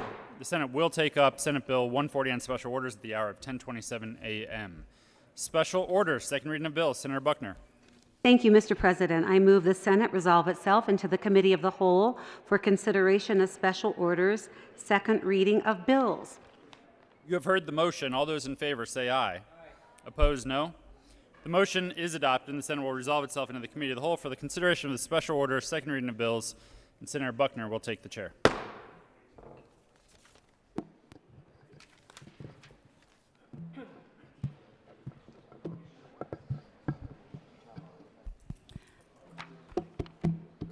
The committee will come to order, and the court rule is relaxed. Will the clerk please read the title of Senate Bill 140? Senate Bill 140, Senators Coleman, Representatives McLaughlin, concerning the expansion of experiential learning opportunities through relationships with employers and in connection therewith establishing a work-based learning incentive program, a digital navigation program, a career-aligned English as a second language program, and a global talent force to study in-demand occupations. Senator Coleman. Thank you, Madam Chair. I move Senate Bill 140 into committee reports. Is there any discussion on the Business, Labor, and Technology Committee report? Senator Coleman. Thank you, Madam Chair. The Business Committee report adds definition of incumbent worker. It grants the Department of Higher Ed greater flexibility in adding schools and districts to an already existing program. It adds language to ensure that the Global Talent Task Force is equitable and diverse. It also adds language concerning the annual Colorado Talent Report, adds minor technical adjustments to language, and adjusts the goals of an existing program, the School Counselor Corps Grant Program. We ask for an aye vote. Seeing no further discussion, the motion before the body is the adoption of the Business, Labor, and Technology Committee report. All those in favor say aye. Aye. Opposed, no. The ayes have it, and the committee report is adopted. Is there any discussion on the Appropriations Committee report? Senator Coleman. Thank you, Madam Chair. The Appropriations Committee report added an appropriation. We ask for an aye vote. Seeing no further discussion, the motion before the body is the adoption of the Appropriations Committee report. All those in favor say aye. Aye. Opposed, no. The ayes have it, and the committee report is adopted. Is there any discussion on the bill? We have an amendment on the desk. Would the clerk please read the amendment? Amendment L007 by Senator Coleman, amend printed bill page 15, lines 16 and 17, strike subsequential years and substitute. Senator Coleman. Thank you, Madam Chair. I move Amendment L007. Is there any discussion? Thank you, Madam Chair. L007 adds language to clarify the appropriation language to ensure the fund is not ongoing and instead any funding that rolls forward must be spent in the 2023-24 state fiscal year. We ask for an aye vote. The motion is, Senator Gardner. Thank you, Madam Chair. Members, this is an important amendment from a fiscal standpoint, and we discussed it in appropriations, that we did not want this to be a continuing appropriation, and to make that clear, I ask for an aye vote as well. Is there any further discussion? The motion is the adoption of Amendment L007. All those in favor say aye. Those opposed, no. The ayes have it, and the amendment is adopted. There is another amendment at the desk. Would the clerk please read Amendment 008? Amendment L008 by Senator Coleman, amend printed bill. Senator Coleman. Thank you, Madam Chair. I move L008. Is there any further discussion regarding L008? Senator Coleman. Thank you, Madam Chair. L008 adds language to clarify the Digital Navigator program will build skills to connect Coloradans to growing critical industries such as technology. It also adds language to clarify that existing registered apprenticeship programs are available for participation in the Work-Based Learning Incentive Program, emphasizes and clarifies the Work-Based Learning Incentive Program alignment with the Work-Based Learning Quality Expectations developed as part of the bill's implementation. It adds additional considerations for the development of the Work-Based Learning Quality Expectations, adds minor technical adjustments to the language, and makes a small technical change on line 29, clarifying that it should read Department of Labor or the State Apprenticeship Agency. We ask for an aye vote. Is there any further discussion on Amendment L008? The motion is the adoption of L008. All those in favor say aye. Aye. Opposed, no. Amendment L008 is adopted. To the bill, Senator Coleman. Thank you, Madam Chair. My co-sponsor, Senator Gardner, and I are proud to be discussing this bill concerning the expansion of experiential learning opportunities with you all today. We believe in the transformative power of partnering employers and students in career exploration and skill building. We are not only meeting learners where they are, but also creating lasting solutions in doing so. And this bill provides a path forward for businesses looking to rebuild their workforce, and also for Coloradans who want to work but need help gaining the skills or network to do so. And we're proud to have the support of many organizations, including Colorado Succeeds, the Colorado Workforce Development Council, the Department of Higher Education, CareerWise Colorado, Amazon, the BEL Bell Commission, Comcast, and the Colorado Telecommunications Association, to name a few. And we ask for your aye vote. Senator Gardner. Thank you, Madam Chair. I won't repeat all of that in terms of the support from both business and labor and education. That's three, not both. This is an important bill for workforce development. It is going to open up career opportunities for young people, train them for the jobs that our employers are begging to have those employees today. It is an important bill, and that's why it has strong bipartisan support, and we ask for an aye vote. Thank you. Senator Liston. Thank you, Madam Chair. Members, we heard this bill in Business Affairs and Labor and Technology, and I was a no vote on it. With in due respect to my good colleague from Denver, I know he's well-intentioned on this. I just trying to refresh my we heard this several weeks ago. I was concerned about the fiscal note on this. It's maybe been addressed, but once again, it's just growing government.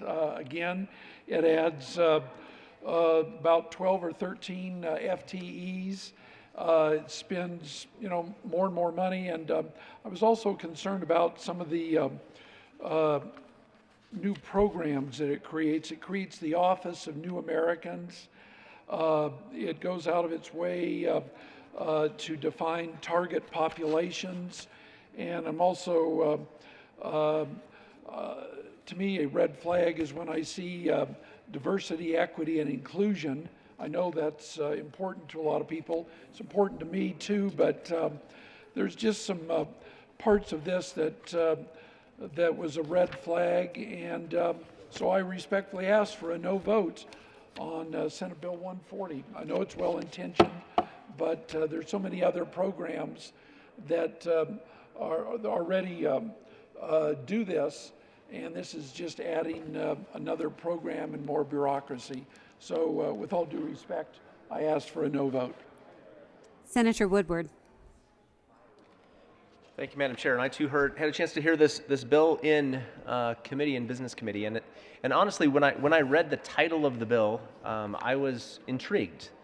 This is exactly what the state of Colorado needs. This is what employers are calling for. This is what employees are calling for, is a way to improve their skills and step into the workforce where we need them. But at the end of the day, I was a no vote, and let me walk you through a couple of those reasons why. I'm going to start at the bottom of the fiscal note. Now, if you're here in the legislature, Senate Bill 140 means a pay raise for all of us. Well, at least a few of us, because we're going to create a new task force on, what do we call it this time? The Global Talent Task Force. And unless we have 6 legislators who get together a few times a year for a Global Talent Task Force, there's no way that we can help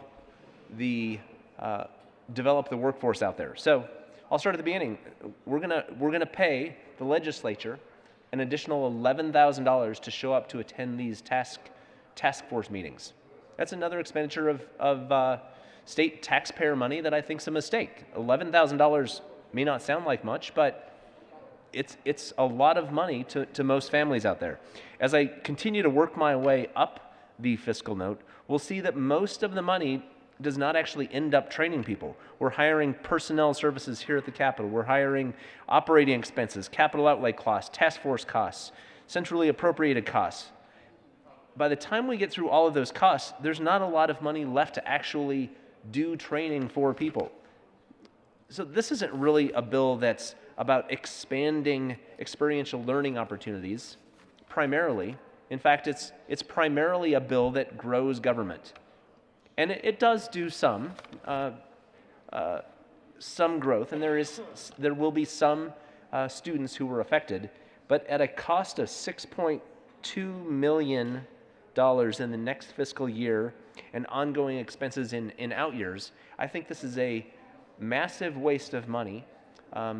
We just heard the long bill, and there were some questions about, if we want to pay more money to teachers, that means we have to make some cuts. Where will those cuts come from? Well, here's $6.9 million in wasted funds that primarily go to grow government with very little impact on the workforce that we really need today. So I will be a no, and I hope that, thank you for your time for listening. Is there any further discussion? Seeing no further discussion, the motion before the body is the adoption of Senate Bill 140. All those in favor say aye. Opposed, no. The ayes have it, and the bill is adopted. Majority Leader Moreno. Thank you, Madam Chair. I move the committee rise and report. The motion is for the committee to rise and report. All those in favor say aye. Opposed, no. The ayes have it, and the motion is adopted. The committee will rise and report.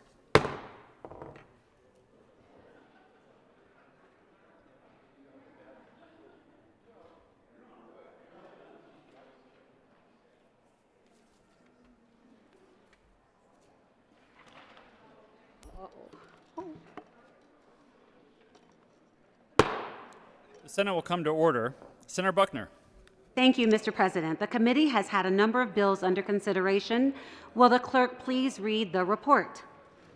Mr. President, your committee of the whole begs leave to report it has had under consideration the following attached bill, being the second reading thereof, and makes the following recommendation thereon. Senate Bill 140 is amended, passed on second reading, and ordered, engrossed, and placed on the calendar for third reading and final passage. Senator Buckner. Thank you, Mr. President. I move the report. The motion is the adoption of the committee of the whole report. Are there any no votes? Senators Woodward, Lundin, Sonnenberg, Minority Leader Holbert.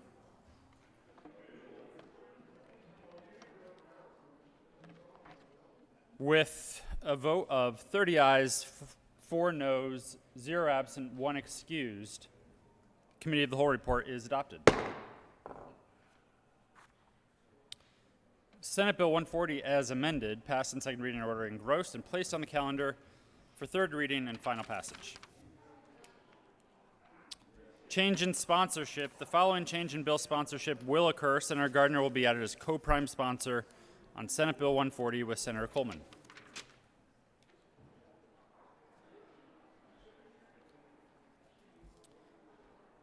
Consideration of House amendments. Will the clerk please read the title to Senate Bill 49? Senate Bill 49, Senators Fields and Gardner, Representative Tipper and Carver, concerning updating the Victim Rights Act. Senator Fields. Thank you, Mr. President. I move that the Senate concur with House amendments to Senate Bill 49. Is there any discussion? Senator Gardner. Thank you, Mr. President. The reason we're asking for a concurrence is that when this bill left the Senate, there still was some discussion going on about this bill, so much so that those in the House who come over to the Senate for the concurrence on the bill worked very hard to ensure that we got to the right place. Now, I'm going to tell you something about this without getting into the details. Because there was all this discussion, and it's a victims' rights bill, and there's discussion between victims advocates, the defense bar, and district attorneys, and we had a meeting on a senatorial 5, and of course it lasted about 25. And they got to a pretty good place, but they wanted to do some more over in the House. And then when it came back over here, I inquired of some stakeholders, and I said, are you comfortable with where it is? And I got this text back that said, well, no, we're not really comfortable with it, and this is wrong with it, and this is wrong with it, and this is wrong with it. And I said, oh, okay. So we need to go to a conference committee. Well, I won't tell you all the words that went in front of, no, let's not do that. Let's leave it as it is. This is where we are. I go into this because public colleagues, this is part of the process. This bill is not perfect. It is, from a process standpoint, what we can do to move the ball forward for everyone. It is a bill that we are proud to carry on behalf of victims advocates and on behalf of the Department of Public Safety, and we do ask for your concurrence. Senator Fields. Thank you, Mr. President. I move for the repassage of Senate Bill Senator Fields, we have to vote to concur first. The motion is that the Senate concur with House amendments to Senate Bill 49. Are there any no votes? With a vote of 34 ayes, 0 noes, 0 absent, 1 excused, the motion is adopted. Senator Fields. Thank you, Mr. President. I move for the repassage of Senate Bill 49. The motion is the repassage of Senate Bill 49. Senator Gardner. Thank you. And members, I do want to thank all of the stakeholders who worked really hard to get where this is and get to the right spot. Legislation is harder than it looks.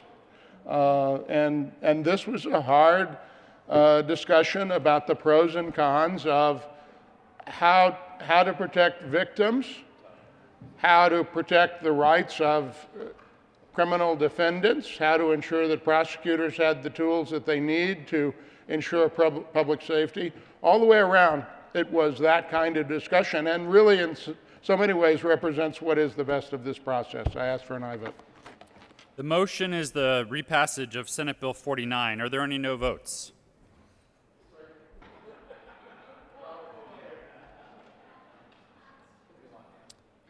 With a vote of 34 ayes, 0 noes, 0 absent, 1 excused, Senate Bill 49 is repassed. Co-sponsors.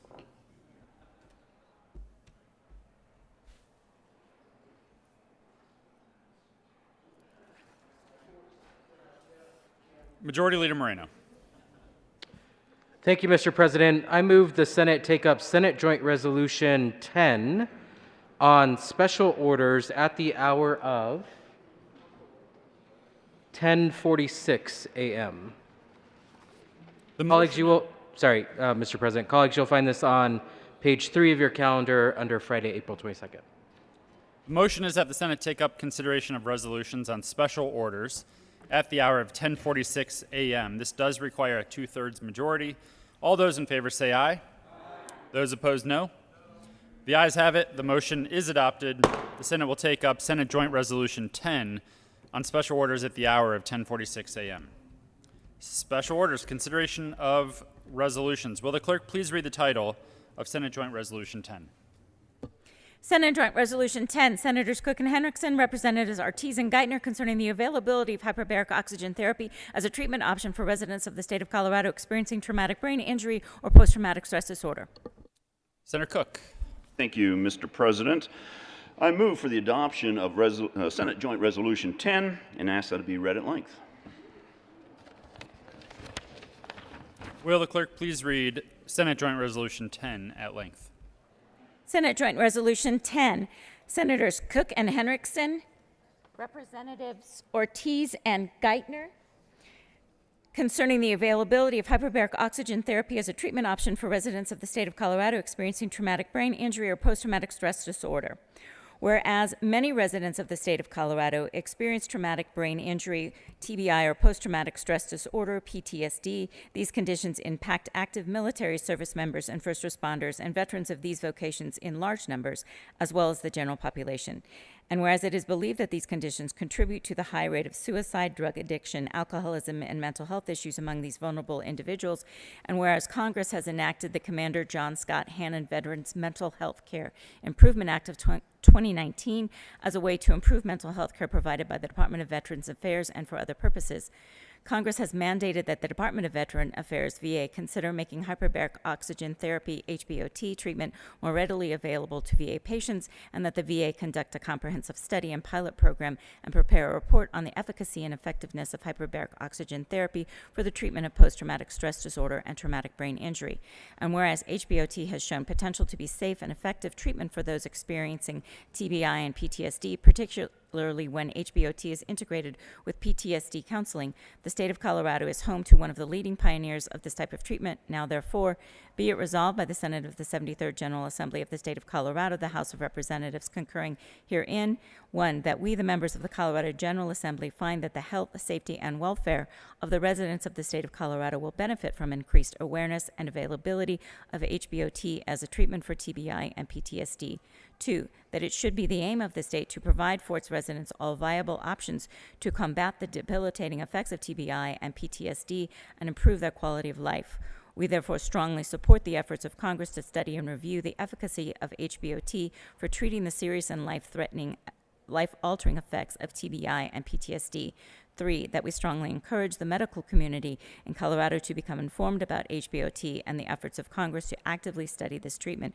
We also encourage the medical community in Colorado to cooperate and coordinate with each other and with the VA to the extent possible by sharing data and conducting research on this cutting-edge treatment. 4, that we affirm our commitment to all residents of Colorado, our active military service members and first responders, and veterans of these vocations in particular, to be a national leader in providing comprehensive mental health and medical care options so that they can maximize their participation in the social and economic mainstream of community life. Be it further resolved that copies of this joint resolution be sent to the Colorado Division of Veteran Affairs and the Colorado Board of Health and the Department of Public Health and Environment. Senator Cook. Thank you, Mr. President. And colleagues, please be seated. One of the things I'm very proud of this chamber is that in the last several years, we have really tackled a lot of issues regarding traumatic brain injury and PTSD. And this hyperbolic oxygen therapy is cutting-edge new therapy for people with traumatic brain injury and or PTSD. And as we've learned throughout the last several years, a lot of first responders and our veterans that come back from overseas suffer from these conditions. And so this is a cutting-edge, like I said, therapy that we're asking the VA to recognize and to work with and cooperate with state and local medical providers to exchange information so that we can learn more about this and possibly get it to be one of the treatments for traumatic brain injury for veterans and first responders and those that are suffering from PTSD. Now, I would like to read a quick email regarding someone that we know very well. He's a lobbyist from out here. He's with NFIB, and he gave me permission to read this. He sent it to us once we found out that we were running this resolution. And he thanks us for running it. He goes, my wife Penny has received approximately 60 treatments over the last 4 years at PSL Hospital in Denver. The treatments were to assist in the healing of her mouth and gums following intense radiation treatments for tongue cancer and the resulting gum surgery to remove dead bone caused by radiation. We noticed a side benefit of this therapy was clearing of the brain fog she was beginning to deal with. Her latest round concluded March 2022. Hyperbolic oxygen possesses a multitude of benefits. Many professional athletes have HBO chambers installed in their homes. Amputees benefits greatly from HBO therapy in their healing process, and the effects of cognitive brain function is noticeable. So I ask that you support this and vote aye on this resolution. Senator Henriksen. Thank you, Mr. President. I just want to talk a little bit about what we're most commonly talking about when we talk about TBI in the military community. TBI can be any number of brain injuries, but what is happening more and more frequently is what is considered mild TBI. And I say what is considered because mild TBI is a misnomer that has very long-term and serious consequences for service members who experience it. We have seen a surge in mild TBI diagnosis over the last 20 years, particularly in the wake of the wars in Iraq and Afghanistan. And what we've been finding in the military community is a lot of this is attributed to advancements in our body armor that our soldiers are wearing. Injuries that in the past would have been physically debilitating or fatal head injuries are now much better protected, but there is still it is a concussion-like effect that is so frequent and is quickly becoming the signature wound, if you will, of our modern wars. And so it is a wound that we will have to deal with amongst those who serve in uniform in conflicts present and future, and in training accidents present and future, and one that we don't know nearly enough about.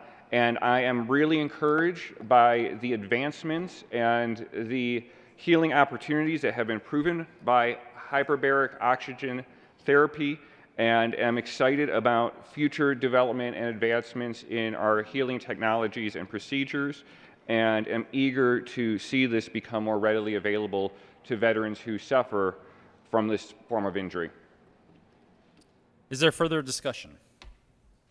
The motion is the adoption of Senate Joint Resolution 10. Are there any no votes? With a vote of 34 ayes, 0 noes, 0 absent, 1 excused, Senate Joint Resolution 10 is adopted. Co-sponsors, Senator Henriksen. Thank you, Mr. President. We renew our motion for the adoption of Resolution 10 and request to use the present roll call. The motion is to use the current roll call as co-sponsors without objection. We will use the current roll call as co-sponsors for Senate Joint Resolution 10. Thank you. Announcements. Majority Leader Moreno. Thank you, Mr. President. I move the Senate take up Senate Memorial 2 on special orders at the hour of 10:55 a.m. The motion is that the Senate take up consideration of memorials on special orders at the hour of 10:55 a.m. This requires a 2/3 majority. All those in favor say aye. Those opposed, no. The ayes have it. That motion is adopted. The Senate will take up Senate Memorial 2 on special orders at the hour of 10:55 a.m. Special orders, consideration of memorials. Will the clerk please read the title of Senate Memorial 2?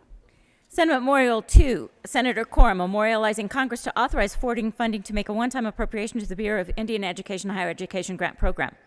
Senator Quorum. Thank you, Mr. President. I move Senate Memorial 2 and ask that it be read at length. Will the clerk please read Senate Memorial 2 at length? Senate Memorial 2, Senator Quorum, memorializing Congress to authorize forwarding funding to make a one-time appropriation to the Bureau of Indian Education Higher Education Grant Program. Whereas the Bureau of Indian Education, BIE, operates the Higher Education Grant Program, as authorized by the Federal Act of November 2, 1921, commonly referred to as the Snyder Act, 25 U.S.C. Section 13, and whereas numerous Indian tribal governments provide college financial assistance and scholarships for the grant program directly to Indian college students through the Federal 1975 Indian Self-Determination and Education Assistance Act, Public Law 93-638, or through the Federal Tribal Self-Governance Act of 1994, Public Law 103-413, and whereas the federal government routinely operates under continuing resolutions, as such, grant program funding is delayed. Consequently, college scholarship and financial assistance payments and institutional disbursements are delayed, which is problematic for many Indian college students who depend on these funds to pay for tuition, books, room, and board. And whereas there is a precedent for forward funding of federal Indian education programs, BIE-funded schools, including schools receiving funding pursuant to 25 U.S.C. Section 1810, and tribally controlled colleges and universities receiving funding pursuant to 25 U.S.C. Section 1810 are forward funded, and whereas forward funding of the BIE will make grant program funds available for obligation on July 1st of any given fiscal year, and the funds will remain available until September 30th of the succeeding fiscal year, and whereas Congress may authorize forward funding and make a one-time appropriation of such sums as necessary to forward fund the BIE grant program, now therefore be it resolved by the Senate of the 73rd General Assembly of the State of Colorado that we, the members of the Colorado Senate, strongly urge Congress to forward fund the Bureau of Indian Education Higher Education Grant Program as authorized by the Federal Act of November 2, 1921. Be it further resolved that copies of this memorial be sent to the Clerk of the United States House of Representatives, the Secretary of the United States Senate, each member of Colorado's congressional delegation, Christine Sage, Chairman of the Southern Ute Indian Tribe, Manuel Hart, Chairman of the Ute Mountain Ute Tribe, and Jonathan Nez, President of the Navajo Nation. Senator Quorum. Thank you, Mr. President. Members, please be seated. Thank you for your attention on this bill, this memorial. According to the Snyder Act of 1921, Native American and Native Alaskans are entitled to tuition-free education. Our school that it happens in, and there's very few of them in the nation that actually do this, is Fort Lewis College. The attendance at Fort Lewis College is 45% Native American or Native Alaskans. Frankly, the federal government has not kept up with their promise, their commitment. So it has put the students, those 45% of students that attend that college, at risk. They don't have the funding to stay in school. And Fort Lewis College does not have the funding to support them.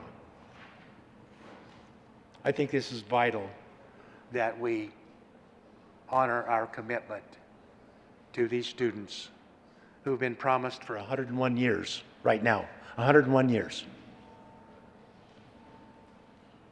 of what they're entitled to. Our government has failed them. Our government has failed the responsibility to Fort Lewis College. Ask for an aye vote. The motion is the adoption of Senate Memorial 2. Are there any no votes? With a vote of 34 ayes, 0 no, 0 absent, 1 excused, Senate Memorial 2 is adopted. Co-sponsors. Senator Quorum. Mr. President, without objection, I would ask that the current roll call be added as co-sponsors. Seeing no objection, the current roll call will be added as co-sponsor on Senate Memorial 2.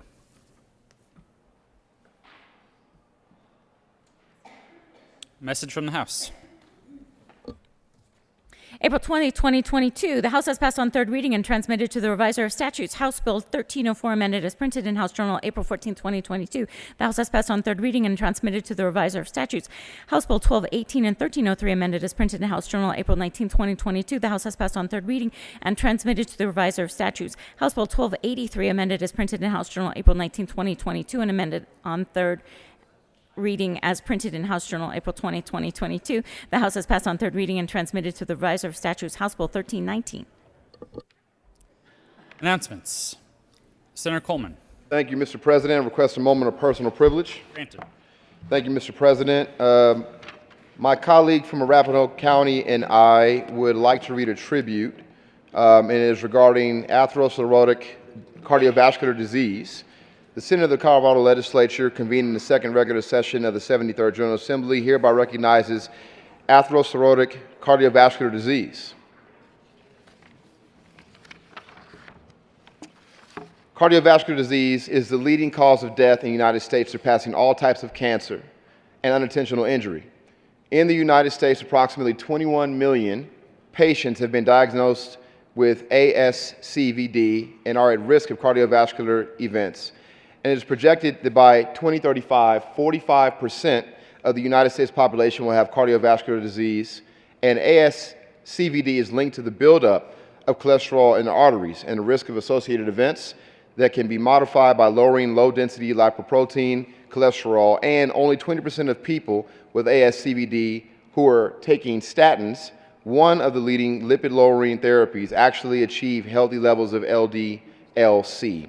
The total direct and indirect cost of ASCVD in the U.S. was $555 billion in 2016, and is projected to climb to $1.1 trillion by 2035, according to the American Heart Association. According to the Centers of Disease Control and Prevention, heart disease is the leading killer of Black Americans, and ASCVD kills over 46,000 Black Americans each year. 9.2% of Black Americans have been diagnosed with ASCVD by a healthcare professional, and Colorado ranks third in the nation across the 14 measures of cardiovascular health. However, the staggering number of cases and death due to ASCVD in our nation are a reminder that we are in the midst of a lethal, long-standing epidemic of CVD that must be addressed with urgency and innovation. The members of the Colorado State Senate, colleagues, stand committed to bringing awareness of cardiovascular disease, ASCVD, in particular, and urge Coloradans to expand routine cholesterol screening and other cardiovascular screening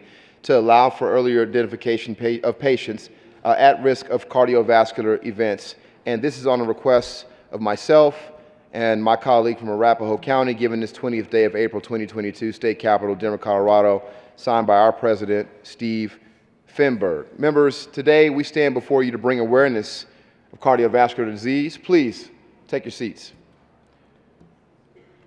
Atherosclerotic cardiovascular disease in particular, to spread the word and encourage all Coloradans to engage in routine cholesterol screening and other cardiovascular screening to allow for earlier identification of patients at risk of cardiovascular event.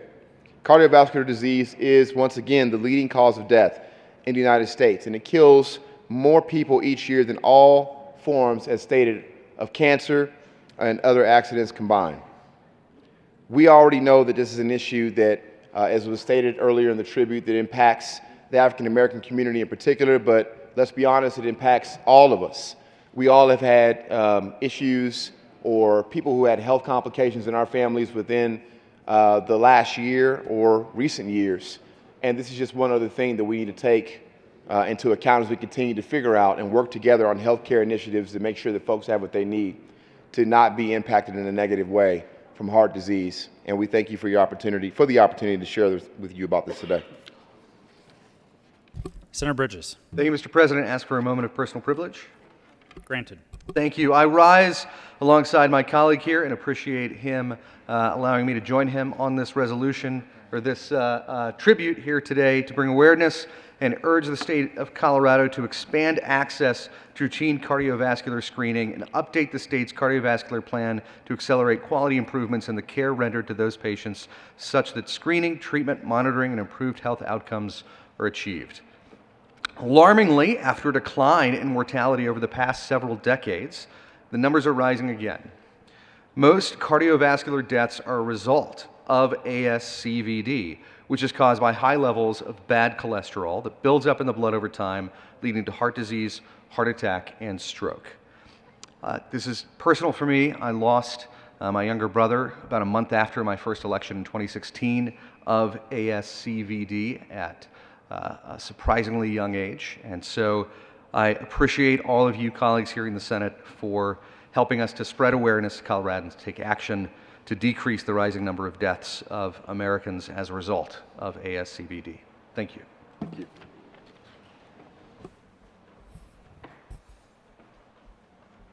Further announcements. Senator Gonzalez. Thank you, Mr. President. Colleagues, I do want to remind you all, earlier this week, we did a tribute to acknowledge the good work of Urban Peak. And I do want to remind you all that we are doing a donation drive to collect adult-sized clothing, adult-sized accessories and shoes, unopened toiletries, and unopened cleaning supplies between now and this Friday. We ask that you bring all of the donations to room 248 in the Capitol. You all, if you are not able to bring forward donation items, you can also contribute to Urban Peak's wish list on Amazon using this scan code.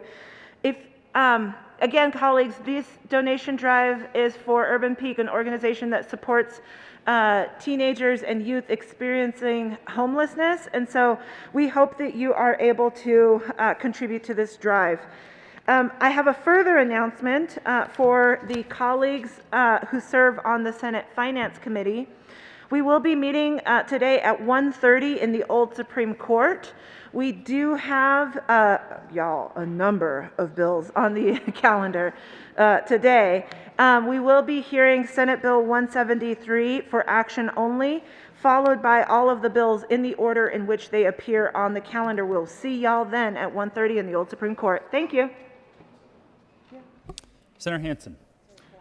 Thank you very much, Mr. President. Members of Senate Appropriations, an update for you on our work this week. We will plan to gather both Thursday and Friday morning, gaveling in at 8:30 each day.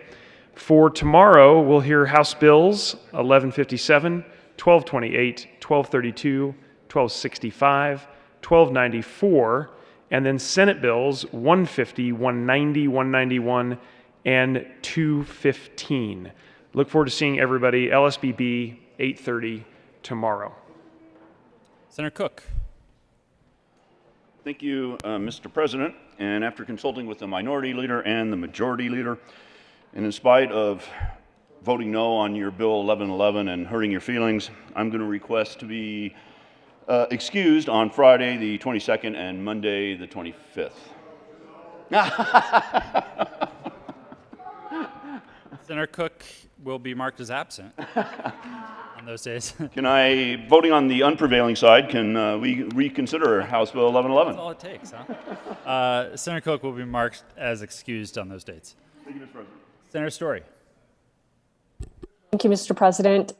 Just wanted to remind Capital Development Committee that we will meet tomorrow morning at 7:30 at the Governor's Mansion, and parking is available at that parking lot across the street from the Governor's Mansion. Please let our staff know if you need a parking space, and I will see all of you there tomorrow morning, bright and early. Senator Fields.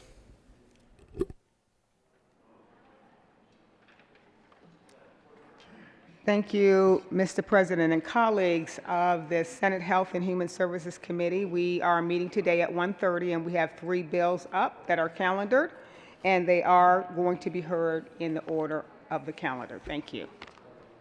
Senator Lee.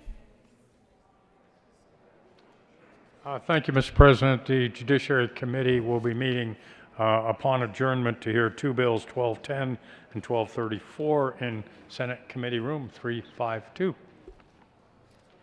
Majority Leader Moreno. Thank you, Mr. President. Having voted on the prevailing side, I move to reconsider Senate Memorial 2. The motion is for the reconsideration of Senate Memorial 2. All those in favor say aye. Aye. Those opposed, no. The motion is adopted and reconsideration is granted. Senator, will the clerk please read the title to Senate Memorial 2? Senate Memorial 2, Senator Quorum memorializing Congress to authorize forward funding to make a one-time appropriation to the Bureau of Indian Education Higher Education Grant Program. Senator Quorum. Thank you, Mr. President. I move Senate Bill Memorial 002 and wish to thank the senator you see on the screen behind me holding the baby. I'm not sure who that is, but there is a mistake, and I appreciate the fact it was noticed, and I move L001. First, Senator Quorum, we will read the amendment. There is an amendment on the desk. Will the clerk please read Amendment 001? Amendment L001 by Senator. Thank you, Mr. President. I move L001. It is a correction. The chairman of the Southern Ute is Melvin Baker and not Christine Sage. Is there any further discussion? Seeing none, the motion is the adoption of Amendment L001. Are there any no votes? With a vote of 34 ayes, 0 no, 0 absent, 1 excused, Amendment 001 is adopted. To the memorial, Senator Quorum. Thank you, Mr. President. I move Senate Memorial 002 as amended. Ask for an aye vote. See no further discussion. The motion is the adoption of Memorial 2. Are there any no votes? With a vote of 34 ayes, 0 no, 0 absent, 1 excused, Senate Memorial 2 is adopted. Senator Quorum. Thank you, Mr. President. I would, without objection, ask that the current roll call be added as co-sponsors. Seeing no objection, the current roll call will be added as co-sponsors for Memorial 2. Message from the House. April 2nd, 2022. Mr. President, the House has adopted the first report of the First Conference Committee on House Bill 1340 as printed in House Journal April 20, 2022, and has repassed the bill as amended. Further announcements. Majority Leader Moreno. Oh. Minority Leader Holbert. Thank you, Mr. President. Members, tonight the Avs will start the close of their season. There are 6 games remaining. The Florida Panthers have tied them for the total number of points through 76 games, but the Avs do have a tiebreaker because they have won more games this season in regular time. But winning during the last 6 games is important. If you care to follow this evening, the Avs will be playing the Seattle Kraken at 8 p.m. And if you don't have access to altitude, come ask me how you can get it, because it's pretty simple. Go Avs! Majority Leader Moreno. Thank you, Mr. President. I move the Senate recess until noon today. Colleagues, you do not need to return. We're just reading bills across the desk. You have heard the motion. All those in favor say aye. Those opposed, no. The ayes have it, and the Senate will recess until noon today.